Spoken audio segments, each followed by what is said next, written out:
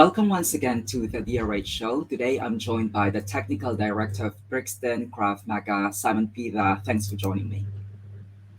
Thank you for interviewing me. Well, great to have you here, Simon. Tell us about your background and your trajectory in life and how you ended up doing what you're doing. Okay, that might be a bit of a long story, but I've been doing martial arts probably for over 30 years now. I started off doing judo, and then I was doing like a kung fu, and then I got involved in Krav Maga around 2011. And sort of as things have progressed, I'm now the president of the FEKM-UK, which is the European Federation of Krav Maga. It's the UK sector. The head office is based in Paris, and my responsibility in the UK is to develop Krav Maga in the UK in any way I can, and to increase the exposure and people's understanding of what it is as a martial arts and self-defense system. Okay, and of course there are lots of self-defense now, but what makes Krav unique from other types of self-defense? Well, I think the fundamental idea is that Krav Maga is based on principles. Okay, so back when it was developed, which is sort of in the early 30s, it was all about ensuring that there was it was easy to learn, easy to understand, and very effective.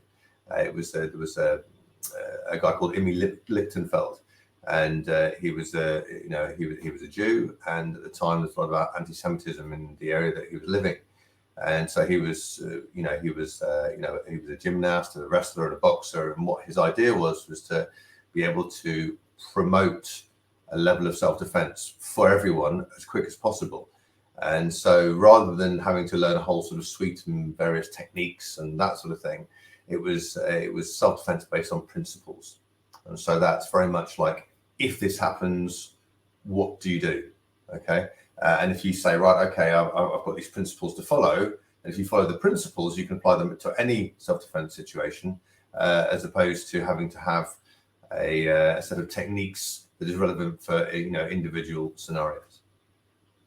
But of course, Krav Maga is not just a sport, it's not just a form of self-defense.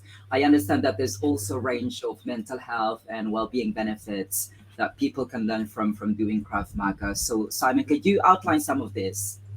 Yeah, I mean, the thing is, we do, primarily it's a physical activity, and I think we all know that physical activity in and of itself is very beneficial for mental health. However, we do actually, talk to people about how to deal with verbally aggressive situations, verbally stressful situations.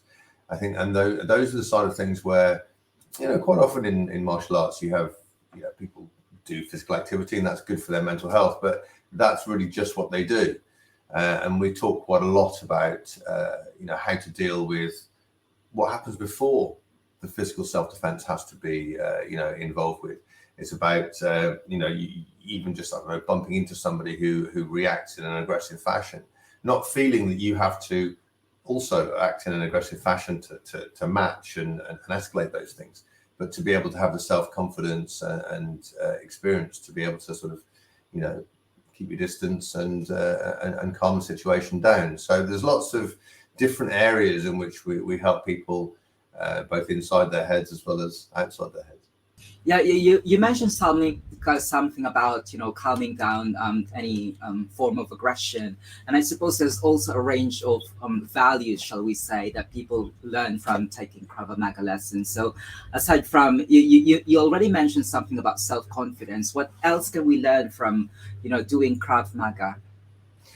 Well, I think what I find quite interesting is that Krav Maga is not a sport. I mean, that's one of those things that's quite important to understand. Our focus is on people getting out of situations as fast as possible, and the way that you do that is by causing your attacker a relevant amount of pain in order to get out of that. And I think, say for the example of somebody perhaps holding you down on the floor or something like that, the first thing we would do is just sort of go for people's eyes, because people have a flinch reaction to move away from their eyes being touched or poked or what have you. It means you can get out of the situation very quickly. So when you teach people things like that, there's a certain kind of understanding that they're doing something that's quite dangerous. And you have to teach people that, you know, this is something that you use in certain situations. You know, I would imagine that most people who come to a class have a level of moral standing, but it is one of those things that we talk about. You say, look, you know, we have a moral level which we need to abide by, in that these are not things that you use willy-nilly. These are specifically to be used for certain situations. So I think that, you know, it's certainly at that level, and learning how easy it can be to hurt another person. You know, you get a better understanding of people in general, and you think, well, actually, no, I don't want to get involved with that. You know, not least of which is not getting injured yourself. So in a sort of a verbally aggressive situation, which perhaps, you know, through a lack of knowledge, you might sort of escalate between the two of you until it became a physical conflict. You know, you can be a bit more confident and actually say, you know what, you know, it's just words. I don't need to be particularly bothered by that or take it into me or anything like that. I can just take a step back, de-escalate the situation, you know, and walk on without having to, you know, be, you know, get involved in any conflict. So I think in terms of values, definitely the sort of the moral values, a sort of better understanding of people in general, and perhaps a movement towards, you know, being less swift to act harshly or judge other people, perhaps. I suppose essentially it's a training of self-discipline and, you know, like effectively interacting with people when, you know, you become involved in some form of aggression, shall we say.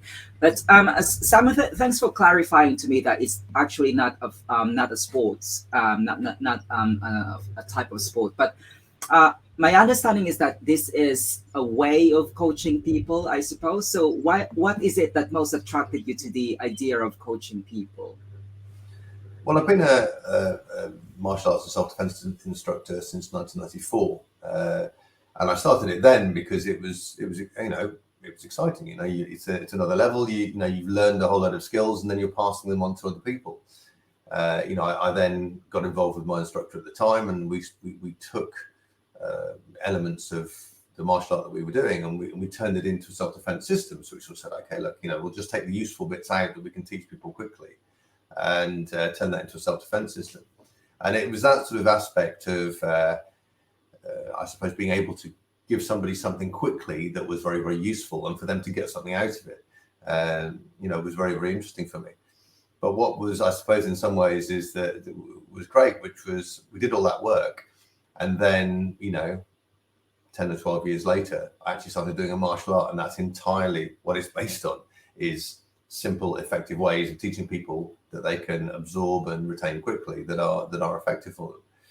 I think from certainly from a coaching point of view, you know, now I've been doing it for 25 years or so, is that it's what people get out of it. It's seeing somebody who maybe has difficulty understanding a technique or practicing or delivering something, and they get it. And you can sort of see them light up inside. You know, I've made that achievement, and you know that's really good for me. And you have things like gradings and stuff like that. And when people, you know, you see people's faces when they achieve these skill levels. I think, you know, that's what I like to see, is that, you know, something that I can pass on to other people is quite certainly rewarding for me. You know. Now you mentioned those techniques. Obviously, there are different techniques that you employ to, you know, get most out of people at Brixton Krav Maga. So, can you give us some techniques that, you know, help people develop these skills? Well, in the way that I teach people. Yes.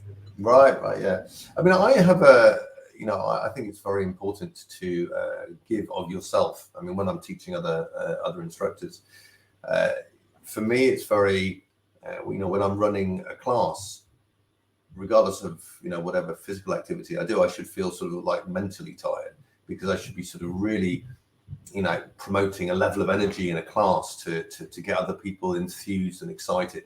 I think that's quite important, because if you're running a group of people, you know, some of them might be newer, they might be apprehensive, or even for those of them that have been training for a while, if you're introducing something new, then they can also feel apprehensive, because it's like, oh, I don't know if I can do this, or I'm not flexible enough, or I'm not sure, you know, I can't remember the steps, or how to do this.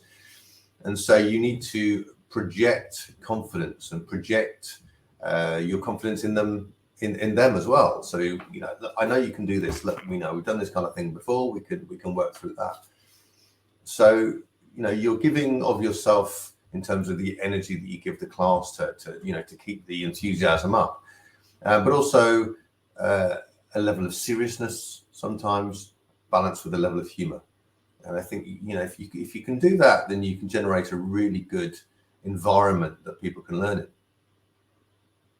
Now, Simon, some people who might be watching this are interested to try Krav Maga. But how accessible are your sessions? Is it for all ages, and is it for everyone who's physically fit? Absolutely. I mean, not everybody turns up physically fit, but over some time we certainly improve that for them. But it's certainly age is not a barrier. I mean, you know, the youngest person that we teach, or the youngest group of people that we teach, are age 8. So that's 8 to 15 in the junior classes, and then 16 to, I think my oldest student is 72, I think. So he's a legend, actually. he's really, everybody goes, my God, he's so strong. How can he maintain that level of you know, that level of strength and dedication at that age? But you know, he says, you know, just keep on going. You know, don't ever stop. Because the more I sit down, the worse it gets. So we keep exercising, keep moving, and yeah, it's amazing. So no, in answer to your question, no, there's no limits. You can turn up. Doesn't matter how fit you are or unfit you are, or you know, or when or perhaps you've never been to the gym at all. Doesn't matter. Okay, the whole point of this is learning how to protect yourself, and over time you will get stronger, you will get fitter, you will get more flexible, but at your own rate. Absolutely. And I suppose it all just boils down to, you know, being interested with Krav Maga. Now, you mentioned earlier something about humor and seriousness and striking a balance. And I suppose you're kind of alluding to, you know, it's important to create a positive environment within your sessions. So what else are you doing within your sessions to foster a positive environment? Well, we do a lot of, you know, a lot of changing partners, and that sounds like a sort of a simple thing, but you know, when you're training with other people in a class, if you're just training with the same person, then you just very much get used to that person, so if you have I mean, our classes, I mean, I know in France, for example, my instructor in France, he's got sort of 200 or 300 people in his club, and each of the classes are sort of, you know, focused around a particular grade, a particular level. In the UK, our clubs are much smaller, and so typically in a class I'll have, you know, 25, 30 people, but they will range, you know, in terms of skill across the whole lot. So what that means is that when you're changing partners a lot, you'll get people who are very experienced to go with people who have very little experience, and what you do is you get sort of a transmission of skill that way. And so people get more, and they're like, oh, and I'm working with this guy, he knows what he's doing, and then I can copy him, and that gives us some good positive reinforcement. So you've got loads of those sort of little bits like that happen where you know, you encourage interaction among your you know, among your students. So. And so it's really important to, you know, promote positive environment. And I suppose it applies to any other, you know, activities, be it, you know, Krav Maga or be it gardening and so on. It's really important. You mentioned earlier the importance of Krav Maga in promoting mental health and well-being. And also there's also values that you could learn in practicing Krav Maga. But remind us again, why is it important to learn Krav Maga in today's society? Are there any other aspects that you haven't covered earlier? Yeah, I think in terms of, I mean, Krav Maga is a way of life in some ways. You know, I mean, we talk about the principles, which are sort of the 3 basic principles: are fast, simple, and effective. Okay, so when in any situation, what you're looking to do is to find, you know, the shortest distance between 2 points in terms of your defense. You know, it's simple because you're aiming for the sort of the weak points of the human body, and it's effective because you're applying your body weight, regardless of what your body weight actually happens to be, but you're applying as much of it as possible to that. So, you know, those are the basic principles of Krav Maga. Now, if you think about that as a way of life, I mean, the originator of Krav Maga was Emil Lichtenfeld, as I mentioned before. And his idea was that, look, Krav Maga is a way of life, and I think the quote from him is loosely translated as so one can walk in peace. Okay. And so having that idea of saying, right, well, look, it's not just about being in the dojo. It's not just being about, punching and kicking or people grabbing you and getting out of it. It's actually about, well, okay, well, let's take Krav Maga outside of the dojo. Let's look at it in real life. And I'm walking along the street. If I am more confident, physically with, situations where somebody might grab me or threaten me or what have you, if I'm more comfortable with that, I'm a more confident individual. If you're a more confident individual, then you actually will make a more positive contribution to society, because you're less likely to be the sort of person that causes trouble. You might be the sort of person that might calm down situations. So on balance, in terms of learning Krav Maga, if you had an entire civilization that learned it and sort of held to those sorts of principles, it would be a calm and respectful society. So if you take anything away from learning Krav Maga, it should be that you train to better yourself both physically and mentally, to build up your levels of resilience to the environment, to stress in work, stress in society, and social environments and personal environments and all of that, and be able to contribute in a much better way and be happier as a result. So yeah, it's a one-stop shop. Absolutely. But can you give me a specific example of how you personally use the skills you learn through this form of self-defense on a day-to-day basis? You kind of give us example for people who are joining your sessions, but for you personally, what are the skills that you've learned? Well, I mean, I run an IT company as my day-to-day job, and it's very important for me to be efficient in what I do. So it's about ensuring that certainly the way that I work. So it's about ensuring that I have a limited amount of time, and I need to maximize the effectiveness of my time. And so the whole, as I was saying before, the principles of being simple and effective, and direct, those are very important to me on a day-to-day basis. When you're looking at sort of like, in terms of your social environment and things like that as well, I suppose organization, being a little bit organized, making sure that you plan things accordingly. You're not dashing around all over the place wasting time. You pause for thought before you do something, so that whatever it is that you do, you make the most of the time that you spend doing it. So. Absolutely. And I suppose, Simon, you've been asked these questions a number of times when you tell people that you're actually working within the self-defense sector. So has there been a situation where you have to use those skills to defend yourself? Unfortunately, yes. It's only been a couple of times. But what's interesting is that, I mean, I used to work in security and things like that when I was younger, and there was a lot more situations then. But in terms of Krav Maga itself, when I've been a little bit older, both of the situations were resolved without any physical conflict, which I think is a win for me, right? So it's not about demonstrating that I was physically superior to the person that was threatening me. But let me give you probably the best example is when I mucked everything up completely, and it was I essentially got into a situation where a guy came around the corner. I had my motorbike and I had my motorbike helmet in my hand, which was a sort of bright yellow color. And I was sort of walking along after a training session, and I walked across the road, and this guy sort of came screaming around the corner, almost knocked me over. And I sort of waved my helmet at him, and in a slightly exasperated fashion, shall we say. And said, look, it's a bright yellow helmet. It's not as if you couldn't see me.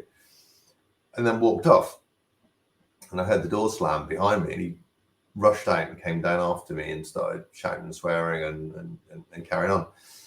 And I'll admit to being a little bit exasperated. It was a bit of a shock because I thought I was about to get run over, and so my adrenaline was a bit high. And so I started doing exactly the wrong thing, which was squaring up to the guy and going, and starting to justify my position and why I said that and blah, blah, blah. And it was about halfway through this whole sort of altercation, a lot of sort of like this, and blah, blah, blah, and lots of backwards and forwards and shouting, that I realized when I kind of like the corner of my eye, I looked down and he's holding something in his hand. And my sort of blood just cooled in like no time at all. And my brain went, what are you doing? You're doing absolutely everything wrong. You're within striking distance of this person. You're in a range where they can strike you, and you literally do not have the time frame of your body to be able to respond to that. You do absolutely everything wrong here. And so I sort of started to calm my speech down, change my face position, my body, step back, have my hands out in front of me, create that distance that I needed. So if he did attack, then I'd have the amount of time to deal with it, and started apologizing, and on all of the things that you do to say, look, I'm really sorry. I was just scared and blah, blah, blah. And and talk the guy down. All right. And I could see that he was holding, so we said a sharp implement in his hand. And I was just very, very, very lucky that he hadn't led with that. So it was one of those situations where it was a wake up call for me. And I'm like, no matter how high your adrenaline is, no matter how aggressive the other person may be, you need to think. And before you let your emotions take control and get yourself into a lot of trouble. So yeah, that was my wake up call to using Krav Maga properly, shall we say. Yeah, and I suppose that that's story that you shared to us, that life experience that you shared to us, it demonstrates some of the misconceptions. It addressed some of the misconceptions about self-defense, that it's not just it's not really violent. It's a way of managing conflict. It's a way of managing your emotions, which is really important, I suppose, because you're based in London, and we hear it from the news that a lot of young people are actually involved in violence. And I suppose this is an avenue for them to rechannel those, extra energy and emotions. But what advice would you give to people who are considering trying out Krav Maga, but let's just say are a little bit unsure? The thing is, right, is that Krav Maga is a bit like Kung Fu, right, which basically can be loosely translated as hard work, right? There are loads of different Kung Fus out there because there's no way of really, how should we say, controlling its use. It's a bit like Krav Maga is just, in the Israeli language, Krav Maga just means close combat or contact combat or that kind of thing. So there are plenty of Krav Maga schools out there. Some of them are teaching proper Krav Maga as we would see it. And some of them are not. So I would suggest that if you're going to do, or you're interested in doing self-defense, and you are thinking of doing Krav Maga as you should, because that's certainly the best form, do your research first. Okay, do your research on the instructor, do your research on the club. Does it have good links with either a national or international organization? Does it have its insurances? All of those, good, important base things. Check the instructor out. See if the what the reviews are like. Do people give good feedback? Those are essential. I mean, the beauty of the internet these days is that if you're going to offer a service, people review it, and they're quite happy to give bad reports as well as they are to give good reports. So if you're going to come to my club, okay, and and you've done your research and all of that, just turn up. Okay, we're a friendly club. We talk about getting people involved. We make sure everybody introduces themselves. It's absolutely, it's not a problem at all. You're going to enjoy yourself when you turn up. We're going to go the extra mile to make sure that you even if you just come to one session, that you come out with having learned something beneficial for your life in the future. Absolutely. So just turn up and try out, just find out if it's for you or not. Essentially, it's like, a dating game. You have to do your research and find out if it's the right, kind of situation session for you. But I mean, don't get me wrong. It doesn't suit everybody. yeah, It does, absolutely. and I suppose in some ways the sad thing is that the people that really need it and would really benefit it from doing the training are some of the people that are least likely to be confident enough to even come in through the front door, and that's I find that quite difficult in some ways. But there's only so much that you can do in that respect. But we try and be quite positive locally. Build up some associations with local businesses and things like that to try and get certainly get the word around that we're there. We're there. We're local. We're accessible. So yeah, it's just come along, I guess, is the message. But have you noticed changes in people who have been coming to your club for a number of years? Yeah, I mean, we've got a lot more women now, which is nice. When I started training, teaching in Krav Maga around about 8 years ago, it was mainly guys because it was seen as being a very sort of macho, very sort of contact, lots of fighting kind of thing. Which there is that element of it. Don't get me wrong. Well, obviously not the macho side of things. We try and keep that out of it, but. Certainly, there is elements where you work hard. There are elements where you're going to be punching bags. There are elements where you're going to be grabbing hold of people and trying to put them on the floor and things like that.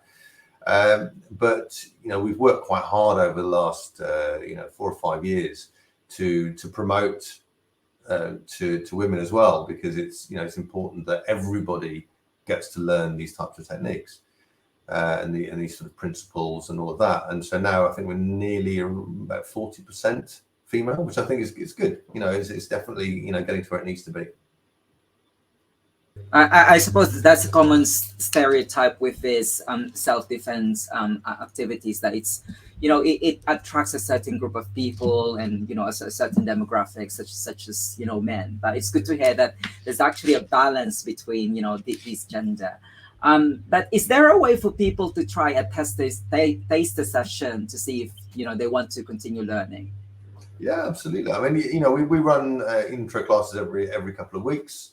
You just go online, book, turn up, and do the session. And what we'll do then is we'll just say, right, okay, here's a snapshot of what a normal session would be like, and we run you through how actually what I find interesting, but I quite enjoy doing the intro classes because you take people who have never, quite often never done any martial arts, never done any kind of self-defense.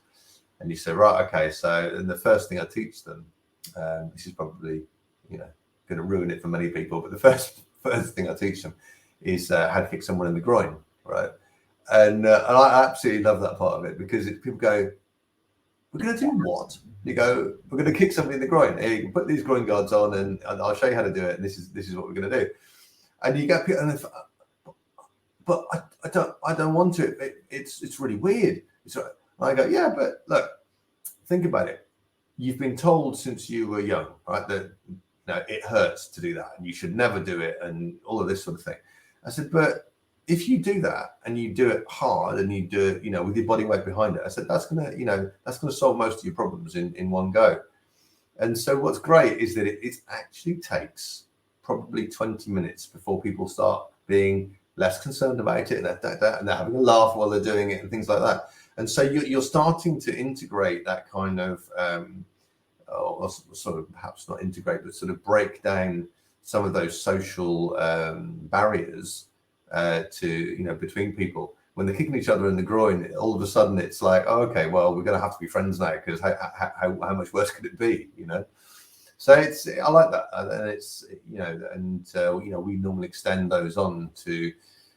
Moving to like a knife threat or something like that, just to show you how a really simple, basic technique can be applied to quite a dangerous scenario. Obviously, we have to cover the law on self-defense and kind of explain to people. This kind of goes back to what I was saying earlier, is that you need to explain to people, the relevance of self-defense when you can use certain situations, when you can use certain techniques, and what the law would allow. But it's, you know, it's all sort of compartmentalized, so you know that everybody has a really good session and they learn a lot. So. And ultimately, you have to be responsible for, you know, using this form of life skill, shall we say. But of course, Simon, this is a topic that merits further conversation, and I'm glad that you kind of educated me about, you know, what are the things that we can learn from Krav Maga, and also I suppose it kind of teaches a range of values, a range of aspects relating to mental health and well-being. I think resilience is also another important thing that we will learn from self-defense. But let's wrap up this conversation, and I have prepared some rapid-fire questions for you just to ease up a bit.